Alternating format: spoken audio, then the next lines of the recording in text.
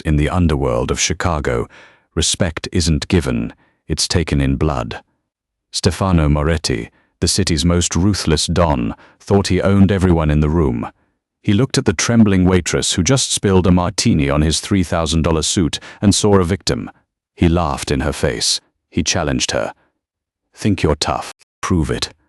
It was the last mistake he ever made with a smile on his face. Because that waitress wasn't clumsy.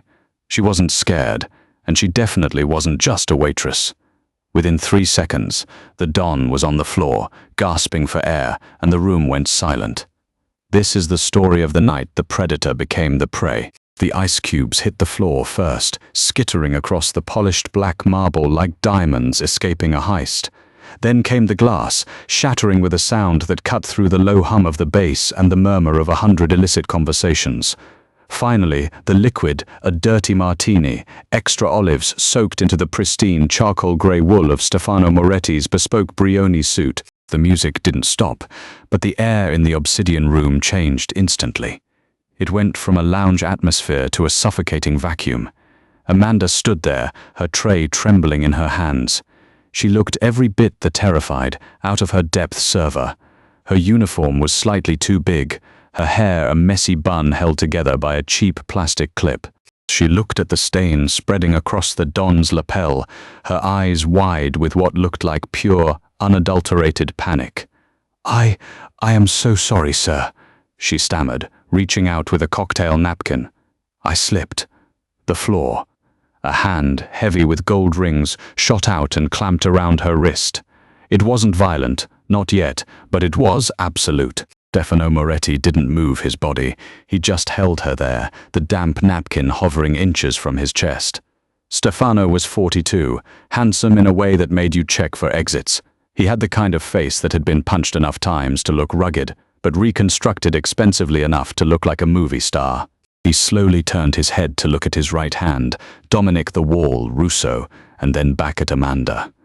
"You slipped," Stefano repeated, his voice dangerously calm. "Yes, sir. Please, let me get the manager. I can pay for the cleaning." Stefano laughed. It was a dry, hacking sound. "Pay for the cleaning? Sweetheart, this suit costs more than you'll make in a decade of serving drinks to degenerates." He stood up. The room went dead silent now. Even the DJ had the sense to fade the track. Stefano towered over her, 6'3" of pure intimidation. He released her wrist and shoved her shoulder, just hard enough to make her stumble back a step. "Look at you," he sneered, wiping the gin from his chest and flicking it onto the floor. "Shaking like a leaf. You people, you act like sheep and wonder why the wolves eat you." He stepped into her personal space. Amanda shrank back, her back hitting the edge of the booth. "Please, sir, I don't want any trouble." "Trouble found you," Stefano growled. He looked around at his table, 4 other men, all hardened lieutenants in the Moretti crime family. They were smirking. This was sport for them. "You know, my father used to say fear is useful, but cowardice, that's offensive." He leaned in, his face inches from hers. He smelled of expensive cologne, cigar smoke, and arrogance. "You look at me like I'm a monster," he whispered, loud enough for the table to hear. "But I bet you think you're a survivor. I bet in your little head you tell yourself you're strong because you work double shifts. You think you're tough." He grabbed her chin, forcing her to look him in the eye. "Prove it." The challenge hung in the air. Prove it. It was a game he played. He wanted her to cry or to beg or to try and slap him so he could have an excuse to hurt her. He wanted the show. Amanda stared into his dark eyes. And in the space of a heartbeat, the trembling stopped. The wide, panicked look in her eyes evaporated, replaced by a cold, dead calm that Stefano had only seen in the eyes of men who killed for a living. Her posture shifted. The slump in her shoulders vanished. "Prove it?" she asked. Her voice wasn't a stammer anymore. It was flat, metallic. Stefano blinked. The change was so subtle, yet so radical, his brain lagged for a fraction of a second. "Yeah," he started. "Pro." Amanda dropped the tray. Before the metal hit the floor, her left hand shot up, not to slap, but to strike. She drove the heel of her palm upward, striking Stefano squarely under the chin. It wasn't a barroom brawling hit, it was a precise, calculated strike designed to rattle the brainstem. Stefano's head snapped back. In the same fluid motion, she stepped inside his guard, hooked her leg behind his knee, and drove her elbow into his solar plexus. The air left his lungs with a sickening whoosh. As he buckled, she didn't let him fall. She grabbed his tie, using it as a leverage point, and spun, whipping him over her hip. Slam! The Don of the Moretti family hit the marble floor with the force of a car crash. The impact was loud enough to be felt through the soles of the onlookers' shoes. Amanda stood over him. She didn't look winded. She reached down, picked up the cocktail napkin she had dropped, and gently placed it on his heaving chest as he gasped, paralyzed, trying to remember how to breathe. "Cleaning is on the house," she said. Dominic Russo roared, reaching for the Glock under his jacket. "You be—" Amanda turned. She didn't run. She picked up a heavy crystal decanter from the table and hurled it with terrifying accuracy. It smashed into Dominic's face before his gun cleared the holster. Chaos erupted. But by the time the rest of the security team swarmed the booth, the waitress was gone. She had vanished into the kitchen, out the back alley, and into the Chicago night, leaving the most powerful man in the city gasping for air on a floor covered in gin and broken glass. Stefano Moretti sat in his private office 3 hours later, holding an ice pack to his jaw.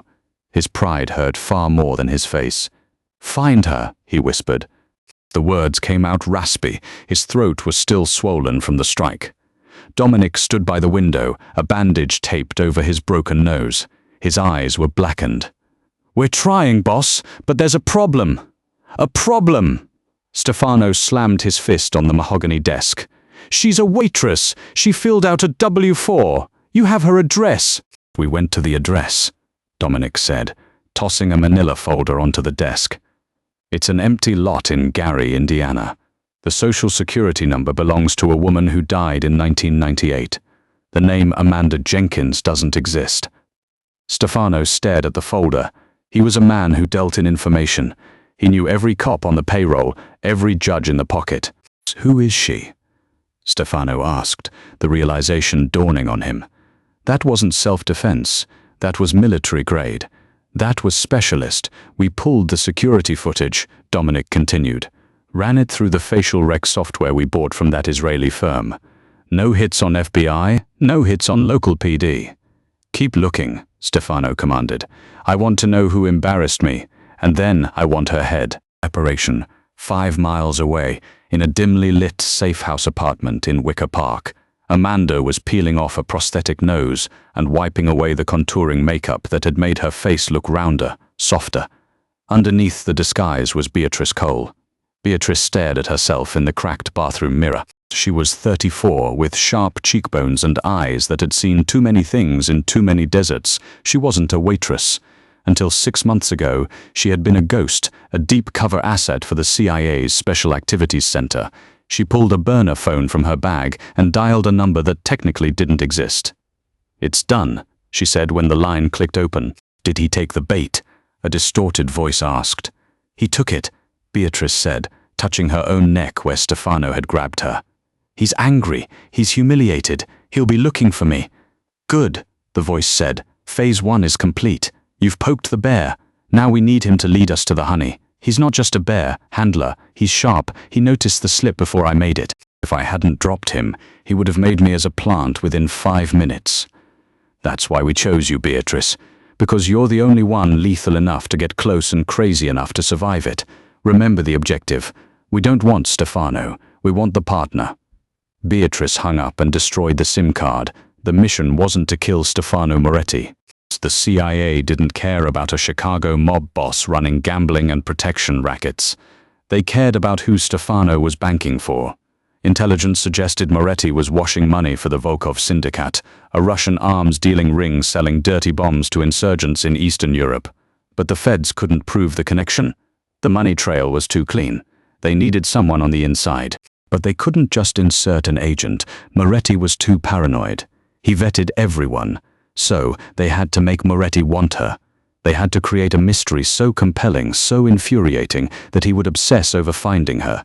They needed to bruise his ego so badly that he would hunt her down and bring her into his world himself. Beatrice opened her laptop and pulled up the live feed from the bug she had planted under the table right before she dropped the tray. She heard Stefano's voice through the static. "Call the broker. Tell him I need a tracer. I don't care what it costs. I want this woman found." Beatrice smiled, but there was no humor in it. "Come and get me, Stefano." Einsatz. 2 days later, the trap sprung. Beatrice made sure to be seen. She accidentally triggered a silent alarm at a pharmacy while buying bandages, leaving a digital footprint. It was subtle, just enough for a high-level tracer to flag. She was staying at a motel on the outskirts of O'Hare Airport. It was midnight when the door kicked in. She didn't reach for her gun. She sat on the edge of the bed, waiting. 3 men burst in, professional, fast. They didn't shoot, they had orders. They tackled her, zip-tied her wrists and threw a hood over her head. A normal person would have screamed. Beatrice just counted the turns the car made. Left, right, highway speed for 20 minutes. Gravel road. When the hood was finally ripped off, she was in a warehouse. The smell of rust and old blood was faint but present. Stefano Moretti sat on a folding chair in front of her. He looked different than he had at the club. The suit was gone, replaced by a black turtleneck and leather jacket. The arrogance was still there, but it was tempered with curiosity. "Amanda," he mocked, testing the name, "or whatever your name is." Beatrice remained silent. "My men tell me you didn't fight back this time," Stefano said, standing up and walking around her. "Which is strange, considering you took down my best man and me in under 10 seconds. He leaned in close. "Who sent you? The feds? The Irish?" "No one sent me," Beatrice said, her voice steady. "I just wanted a job." "Bullshit," Stefano backhanded her. It stung, but Beatrice rolled with it. "Waitresses don't know Krav Maga. Waitresses don't know how to disable a man 3 times their size. You're a soldier." He grabbed a chair and sat directly in front of her, knees almost touching. "I looked into you, or I tried to. You're a ghost, and that interests me.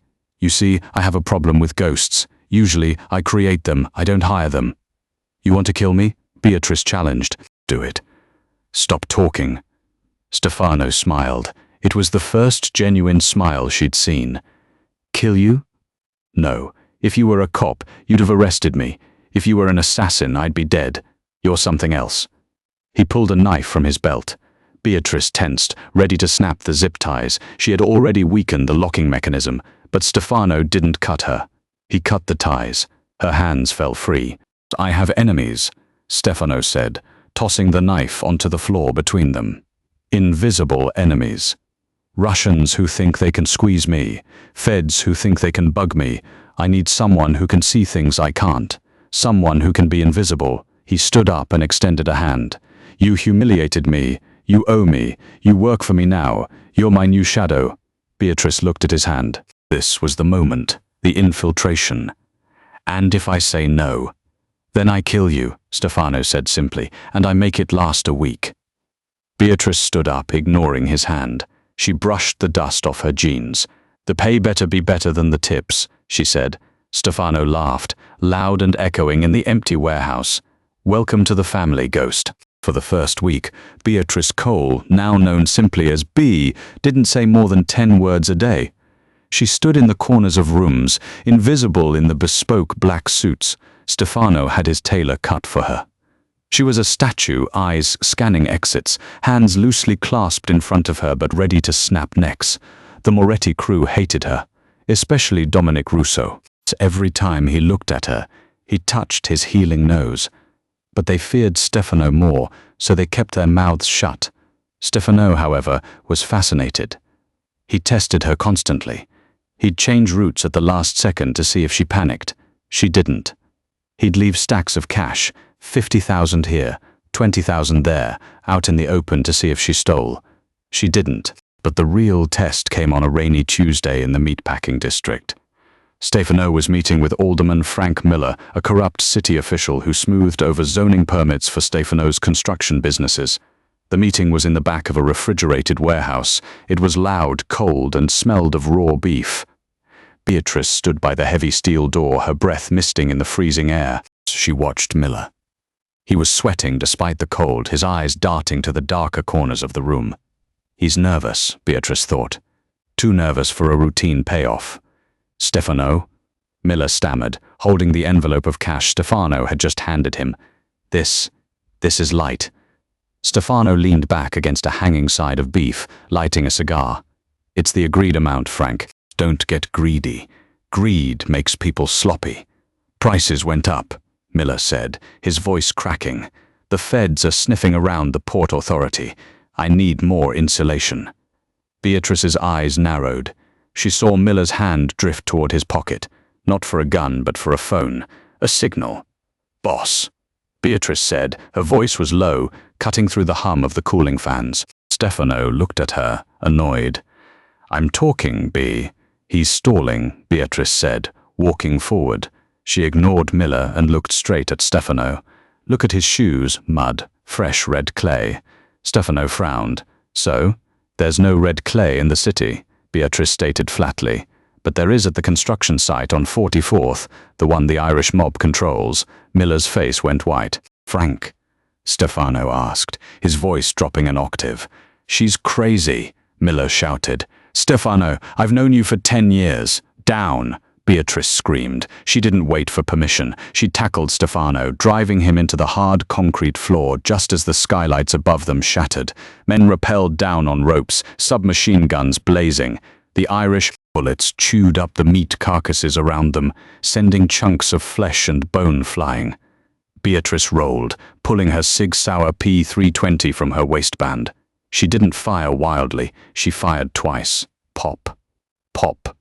Two of the rappelling gunmen went limp, their harnesses leaving them dangling in midair like grotesque ornaments.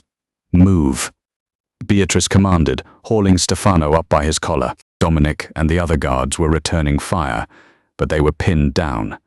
Beatrice saw the propane tanks near the loading dock. Cover your ears, she yelled to Stefano.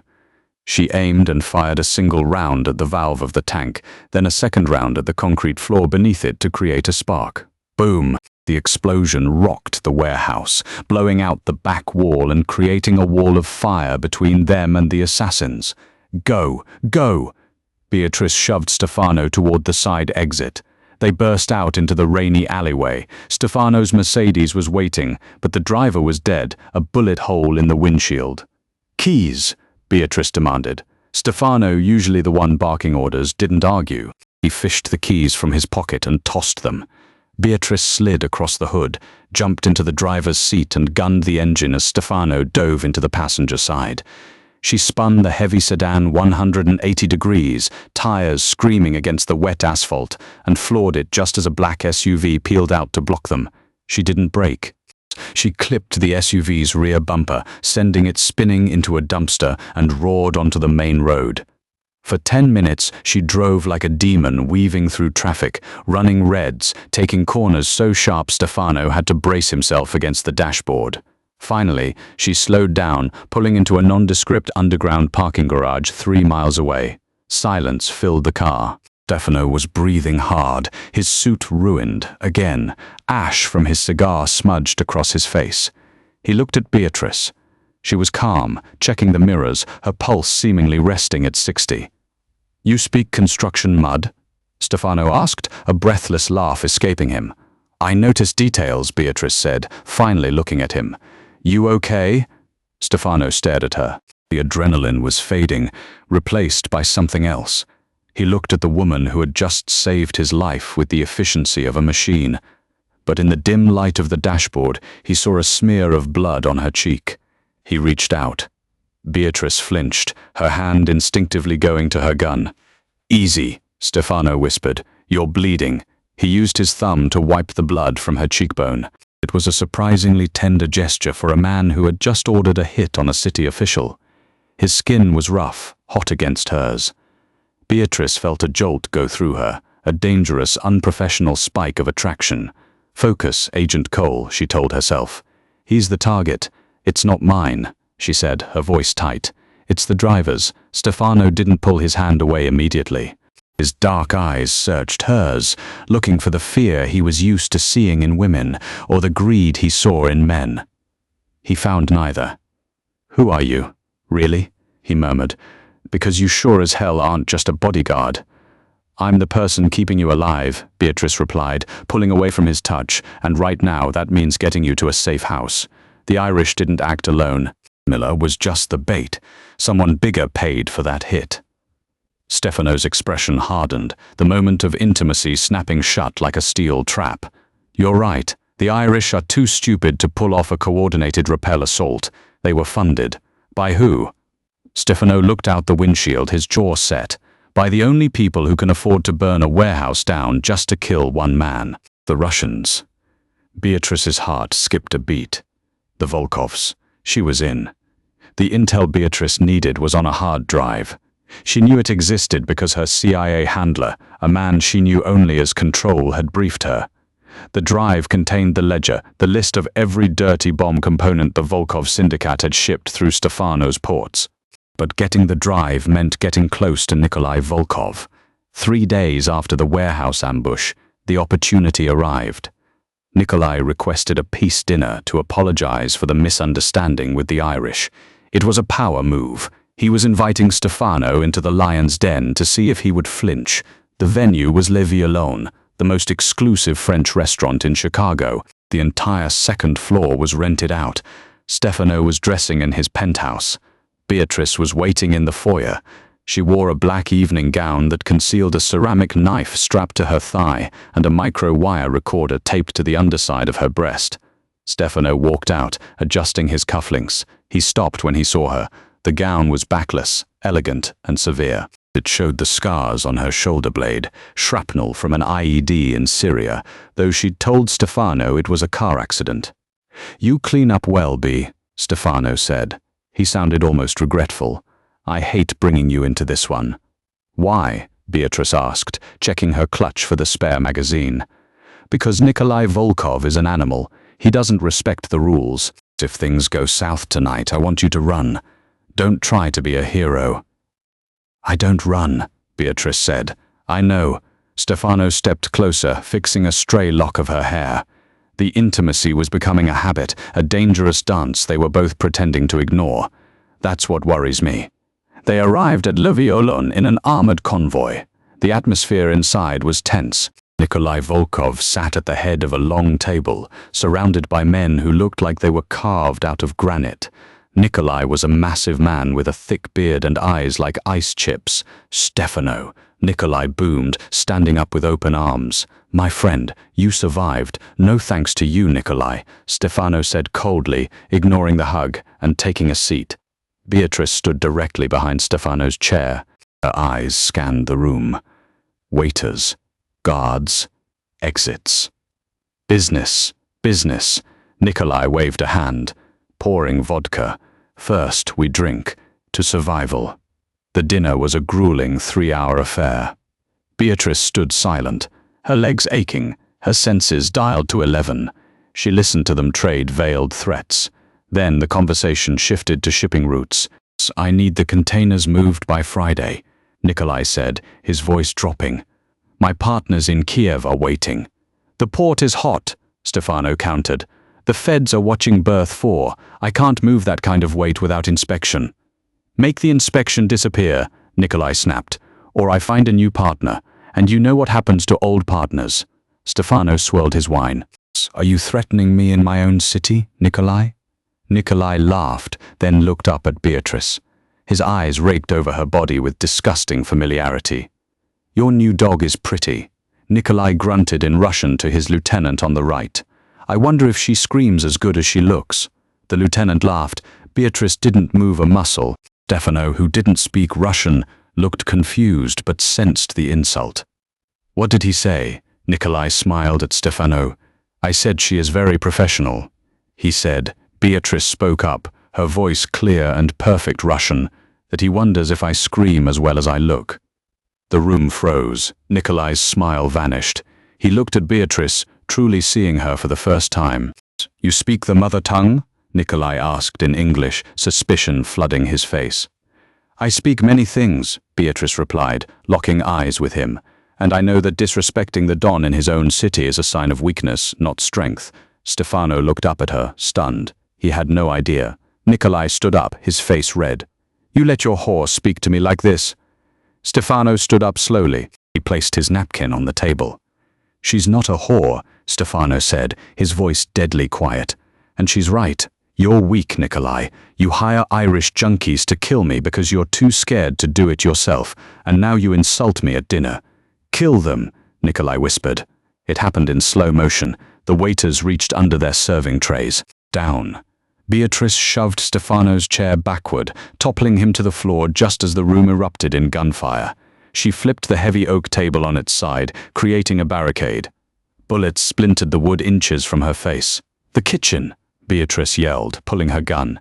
She popped up, firing 3 rounds. Nikolai's lieutenant took a bullet to the throat. Nikolai dove behind the bar. "We have to go." Stefano grabbed her arm. "No," Beatrice shouted over the gunfire. "The laptop. He has the drive on him. I saw it in his jacket." It was a lie. She needed the drive for the CIA, but she had to make Stefano think it was vital for him. "If we leave, he disappears. We need leverage. Screw leverage, I need you alive," Stefano roared. He grabbed her waist and dragged her toward the kitchen doors, shielding her body with his own. As they burst through the swinging doors, a stray bullet caught Stefano in the shoulder. He grunted, stumbling. "Stefano," Beatrice caught him. She saw the blood blooming on his white shirt. Panic, real and terrifying, clawed at her throat. This wasn't the mission. This was Stefano. She dragged him out the back exit, throwing him into the back of a waiting waste management truck, one of the few vehicles Nikolai wouldn't think to check. She hot-wired it in seconds. As she drove away from the chaos, with Stefano bleeding out on the passenger seat, Beatrice realized the line she was walking had vanished. She reached for her burner phone to call for a medevac, knowing it would blow her cover. She hesitated. "Don't," Stefano wheezed, clutching his shoulder. "No hospitals. They'll finish me. Take me to the safe house on the lake." "You're losing blood," Beatrice said, her voice trembling. "I trust you," Stefano whispered, his eyes closing.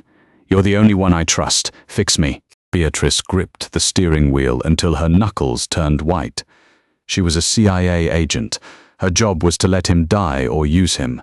But as she looked at the man bleeding next to her, the man who had taken a bullet meant for her, she knew she was going to save him, and that decision would cost her everything. The safe house was a glass and steel fortress perched on a cliff overlooking Lake Geneva, Wisconsin. It was 90 minutes from Chicago, isolated by dense pine forests and a winding gravel road that washed out in heavy rain. And tonight, the rain was torrential. Beatrice kicked the front door open, half carrying, half dragging Stefano. He was heavy, dead weight now. His skin was grey, clammy to the touch. The bullet in his shoulder had likely nicked an artery, or worse, shattered the scapula. "Stay with me," Beatrice commanded, her voice echoing in the empty modern living room. She dumped him onto the expensive white leather sofa, not caring about the blood staining the pristine material. "Cold," Stefano chattered, his teeth clicking together. Shock was setting in. Beatrice didn't panic. She went into operational mode. She sprinted to the kitchen, grabbed a bottle of vodka and a steak knife. Then she ran to the utility closet, finding a first aid kit, basic, but it had gauze and tape. She grabbed a sewing kit from a drawer and a lighter from the coffee table. She knelt beside him, ripping his shirt open. The wound was ugly. Dark, jagged hole just below the clavicle. It was oozing dark red blood, venous, not arterial. "Thank God." "Stefano." She slapped his face lightly. "Stefano, look at me." His eyes fluttered open, unfocused and glassy. I have to take the bullet out," she said, pouring vodka over the knife and the needle. "We can't go to a hospital. Volkov will have watchers at every ER in the tri-state area. Do you understand?" "Do it," he gritted out. "This is going to hurt, a lot. I need you to bite down on this." She shoved a leather wallet between his teeth. Beatrice took a deep breath. She wasn't a doctor, but the CIA's paramilitary training included austere medicine. She had dug shrapnel out of a teammate's leg in a cave in Kandahar. She could do this. She poured the rest of the vodka directly into the wound. Stefano screamed into the leather, his back arching off the sofa, his hand shot out, gripping her wrist with bruising force. "Hold still," she yelled over the thunder rattling the windows. She went in with the knife. She had to widen the wound to get the forceps in. Her hands were steady, surgical. Blood coated her fingers, slippery and warm. She felt the metal of the probe hit something hard. Got it. "Almost there," she whispered, sweat dripping from her forehead onto her cheek. "Almost." She clamped the tweezers around the slug and pulled. It resisted, lodged in the muscle. She braced her hand against his chest and yanked. With a sickening squelch, the bullet popped out. Stefano groaned, a long, guttural sound of agony, and then went limp. Passed out from the pain. Beatrice didn't stop. She flushed the wound again, packed it with gauze, and began to stitch him up with a needle and thread. Her movements were precise, the knots tight and professional. When she was done, she collapsed back onto the floor, her hands shaking for the first time. She looked at the bloody bullet on the glass table. It was a 9mm hollow point. If it had been an inch to the left, he'd be dead. She stripped off her blood-soaked dress, shivering in the cold air of the house, and found one of Stefano's oversized cashmere sweaters in the bedroom. She pulled it on, the scent of him tobacco and cedar overwhelming her senses. She spent the night in a chair next to the sofa, her gun in her lap, watching his chest rise and fall. Around 3 a.m. her burner phone vibrated. Control. Status? Tracker shows you are stationary.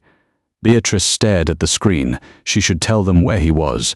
A CIA strike team could be here in 20 minutes. They could arrest Stefano Moretti, seize his assets, and roll up the Volkov network in one swoop. It was the win she had spent 6 years working toward. She looked at Stefano. His face was pale, his breathing rugged. He had taken that bullet because he wouldn't leave her behind. He was a criminal, a murderer, a thief, but in that kitchen, he had been a man protecting his own. She typed back, "Agent Cole, target injured, in hiding, location compromised, maintaining silence." She lied. She bought him time. She put the phone down and walked to the window, watching the storm rage over the lake. She was crossing the line, and she knew, with a sinking feeling in her gut, that there was no coming back from this. Stefano woke up 2 days later. The fever had broken.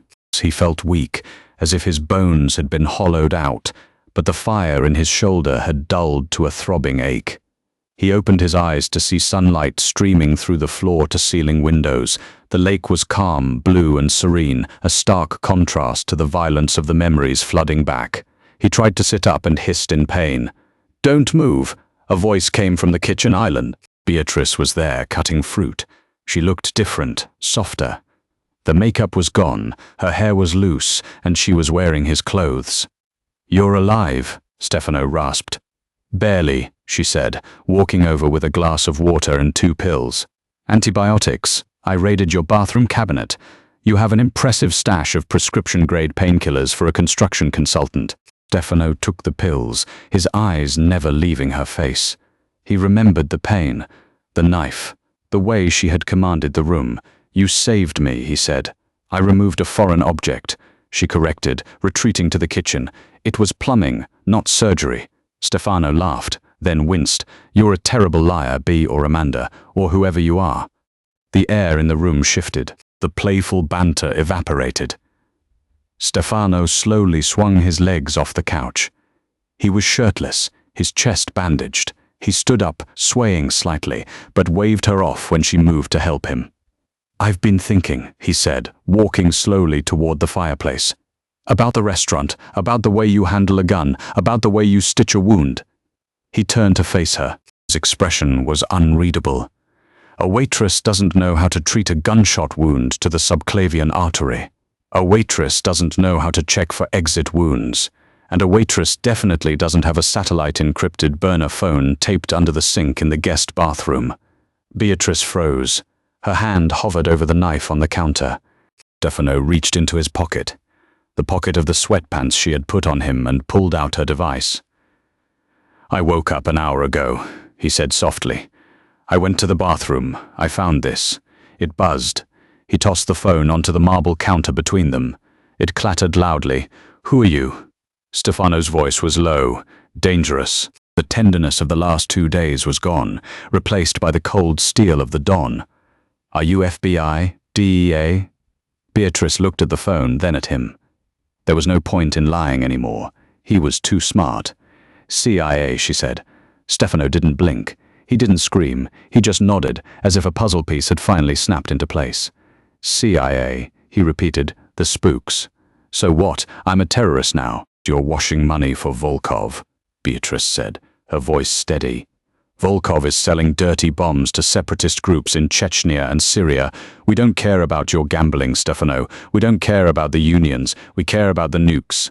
Stefano stared at her. I didn't know about the bombs. You didn't ask, Beatrice shot back. You took the money and looked the other way. That makes you complicit. And you? Stefano took a step closer. You were what? The honey trap. Get close to the lonely boss, make him feel special, then put a bullet in his head. My orders were to turn you, she said, or bury you. And which one are you doing? Beatrice looked at him. She saw the betrayal in his eyes. It hurt more than she expected.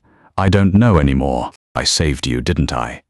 You saved an asset, Stefano roared, his temper finally snapping. You saved your lead. Don't pretend it was for me. He lunged for the drawer where he kept a spare pistol. Beatrice was faster. She had her Sig Sauer aimed at his chest before his hand touched the handle. Don't, she warned. Stefano froze. He looked down at the gun, then up at her eyes. He smiled, a broken, bitter smile. Do it, he challenged. Finish the job, agent. Prove you're tough. His words echoed the first night they met. Prove it. Beatrice's finger tightened on the trigger. Her training screamed at her to neutralize the threat, but her heart was pounding a different rhythm. She couldn't do it. She couldn't kill him. I can't, she whispered, lowering the gun. Stefano stared at her, breathing hard. Suddenly, the glass window behind Beatrice shattered. A red laser dot danced across Stefano's chest. Get down! Stefano tackled her. They hit the floor as a hail of automatic gunfire shredded the kitchen. The peaceful lake house turned into a kill box in seconds. Who is that? Stefano yelled, crawling toward the kitchen island for cover. Your people? No, Beatrice shouted, checking her phone. My people operate in silence. This is a hit squad. She peeked over the counter. 3 black SUVs were tearing up the lawn. Men in tactical gear were pouring out. They weren't CIA. They were Russian mercenaries. Volkov, Stefano spat. He tracked the car. We're trapped, Beatrice said, doing a quick ammo check. I have 2 mags. You? I have a revolver in the drawer and a shotgun in the bedroom closet, Stefano said. He looked at her. The anger was still there, but survival took precedence. We can kill each other later. Right now, we have to kill them. Agreed, Beatrice said. Cover me, Stefano ordered. He didn't wait. He sprinted for the bedroom, ignoring his injury. Beatrice popped up and laid down suppressive fire, dropping the lead mercenary on the lawn. Pop, pop, headshot. She moved, sliding across the floor to a better vantage point. Stefano, they're breaching the front door.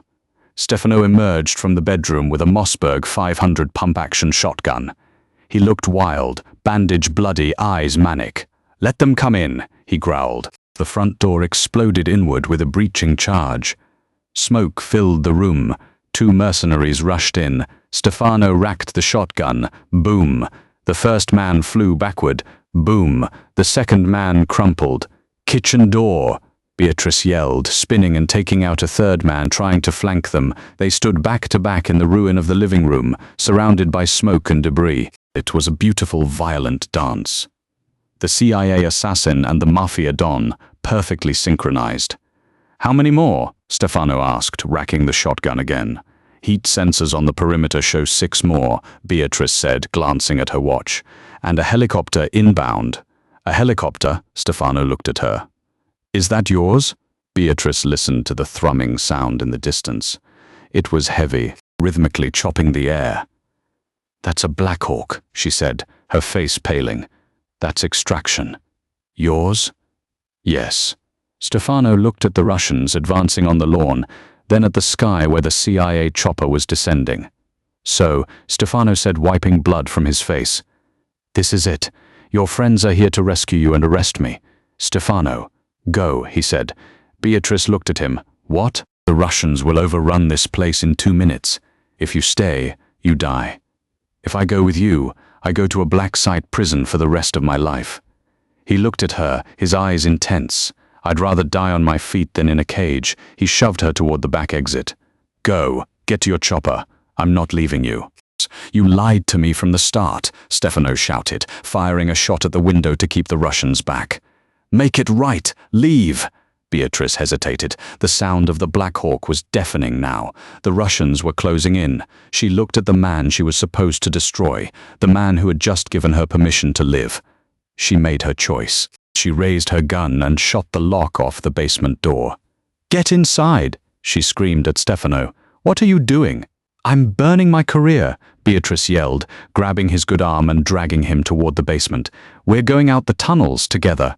Stefano looked at her, shock replacing the anger. "You're defecting?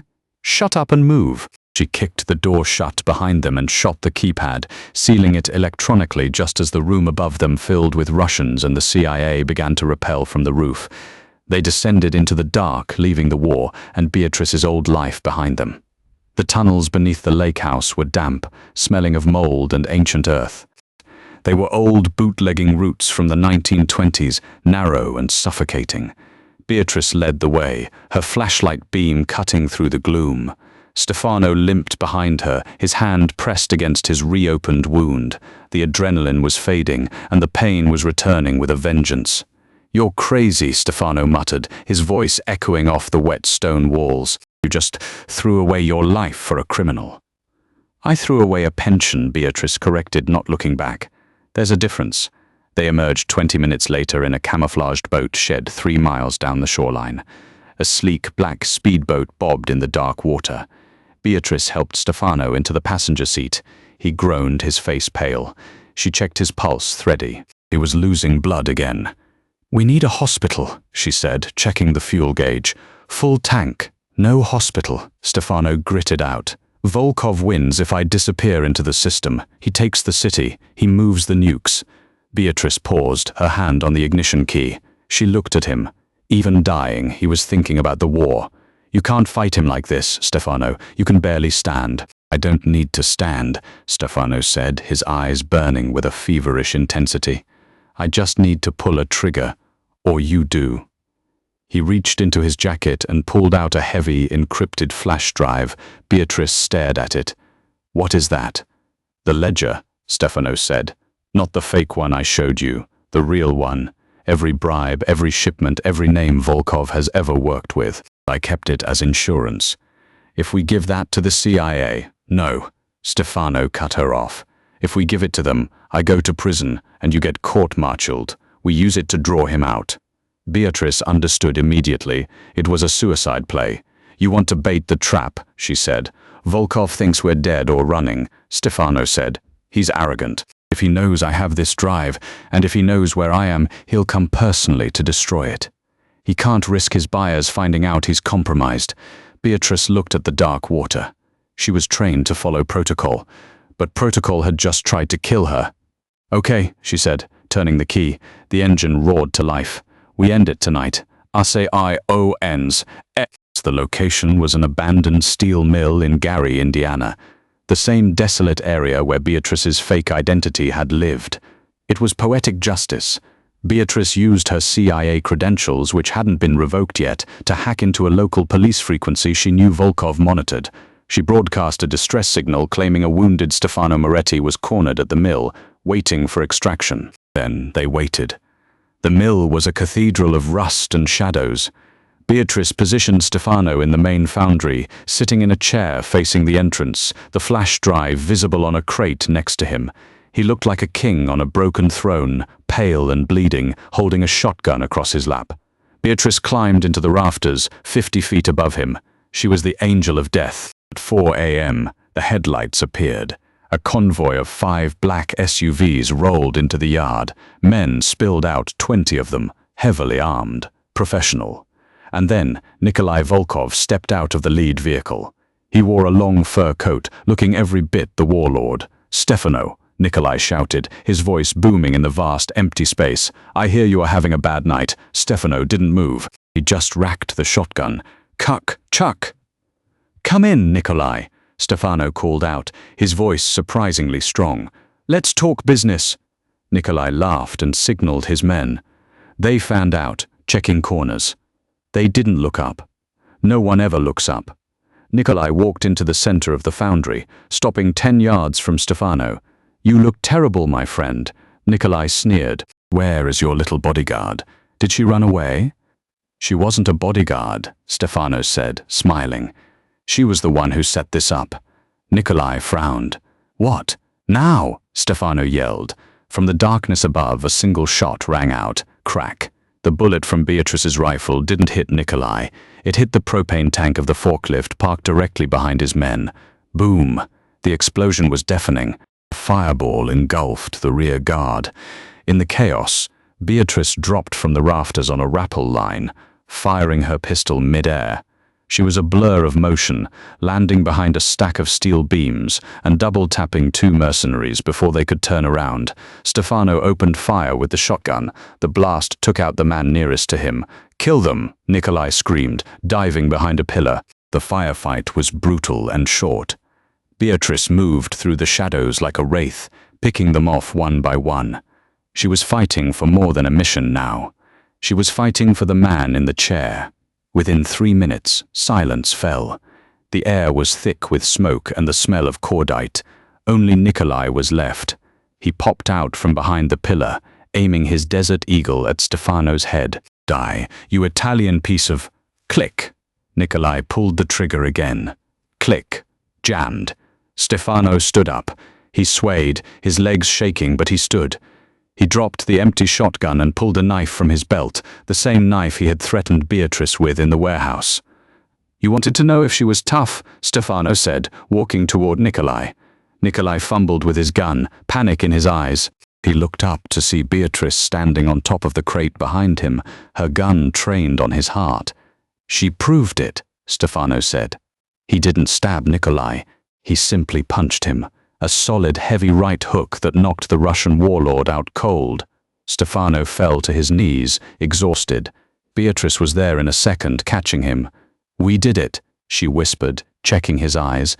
"The drive." Stefano pointed to the crate. Beatrice grabbed the flash drive. She looked at the unconscious Nikolai Volkov. "We leave him for the feds," Beatrice said. "I'll make an anonymous tip. They'll find the drive in his pocket. He goes away for life. The CIA gets their win, and we die," Stefano said softly. Beatrice nodded. She took off her tactical vest and dropped it next to Nikolai. She took her CIA badge and threw it into the burning wreckage of the forklift. "Stefano Moretti and Beatrice Cole died in the explosion," she said. Stefano smiled, leaning his forehead against hers. "I like the sound of that." The sun was setting over the cliffs of Santorini, painting the white buildings in hues of gold and pink. The air smelled of salt and grilled octopus. At a small, secluded table overlooking the caldera, a man sat reading a newspaper. He wore linen pants and a loose white shirt. His shoulder still ached when it rained, but the scar had healed nicely. A woman walked up to the table. She wore a sundress and sunglasses, her hair lighter, sun-bleached. She carried a tray with 2 drinks. She set the tray down, but as she did, her hand slipped. The martini glass wobbled, tipping dangerously close to the man's linen shirt. Without looking up from his paper, the man's hand shot out and caught the glass by the stem, inches before it spilled. Not a drop was lost. He lowered the paper and looked at her over the rim of his sunglasses. "You're losing your touch, server," Stefano teased, his eyes crinkling at the corners. "I'm just keeping your reflexes sharp, boss," Beatrice replied, sitting down opposite him. She took a sip of her wine and looked out at the ocean. They were ghosts. The world believed Stefano Moretti had died in a gang war in Gary, Indiana. The CIA believed Agent Cole had been KIA during the operation. They had no names. They had no empire. They had a small villa, a boat, and enough money in offshore accounts to last 3 lifetimes. "So," Stefano said, leaning forward and resting his chin on his hand. "Do you miss it? The adrenaline? The game?" Beatrice looked at him. She thought about the cold nights in safe houses, the lies, the constant looking over her shoulder. Then she looked at the man who had walked into hell for her and the peace they had built from the ashes. She reached across the table and took his hand. I don't need to prove anything anymore, she said softly. Stefano squeezed her hand, a smile playing on his lips. Good. Because I'm done asking. He raised his glass. To being dead, he said. Beatrice clinked her glass against his. To being alive. And that is how the Wolf of Chicago and the Ghost of Langley vanished into the wind. They started as enemies, a waitress with a secret and a don with a death wish, but they ended as the only two people on Earth who truly understood each other. It makes you wonder, in a world full of lies, is the only real thing the person willing to bleed beside you? What do you think? Did Beatrice make the right choice betraying her country to save a criminal, or should she have finished the mission? I want to hear your theories in the comments below. If you enjoyed this story of betrayal, action and romance, please smash that like button. It really helps the channel grow. And don't forget to subscribe and hit the bell so you never miss the next part of our Mafia Chronicles series. Thanks for listening, and stay tough.